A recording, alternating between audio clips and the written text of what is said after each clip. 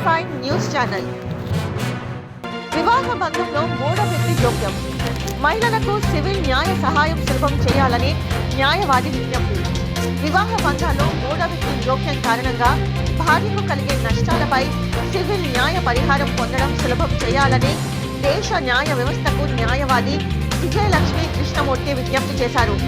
ఈ ప్రతినిధిత్వంలో షెల్లీ మహాజన్ వి భానుశ్రీ బాహలి ఢిల్లీ హైకోర్టు 2025 తీర్పును ఉదహరిస్తూ వివాహ బంధంలో ఉద్దేశపూర్వక జోక్యం వల్ల భార్యాభర్తల మధ్య ప్రేమాభిమానాలు తగ్గితే అది సివిల్ తప్పిదంగా పరిగణించవచ్చని కోర్టు చెప్పినట్లు పేర్కొన్నారు.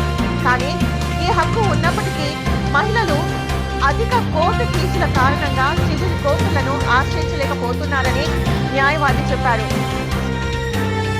సాధారణంగా యాడ్ వాలరమ్ కోర్టు ఫీజు కింద నష్టపరిహారం కోసం పెద్ద మొత్తంలో ఫీజు చెల్లించాల్సి రావడం ఆర్థికంగా భర్తలపై ఆధారపడే మహిళలకు పెద్ద అడ్డంకిగా మారుతుంది.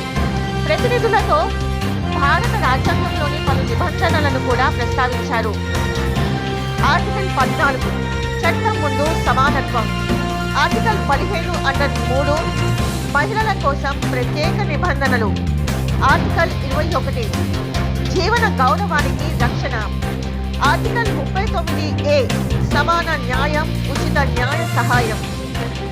న్యాయవాది విజయలక్ష్మి కృష్ణమూర్తి సూచించిన పరిష్కారాలు ఇలాంటి కేసులను డిక్లరేషన్ మరియు ఇంజెక్షన్ కోసం దాఖలు చేసి నష్టపరిహారాన్ని అనుబంధంగా పరిగణించే విధానం చేర్పు చేయడం, మహిళలకు ప్రారంభ దశలో అధిక కోర్టు ఫీజులు లేకుండా న్యాయం పొందే అవకాశం కల్పిస్తుందని పేర్కొన్నారు.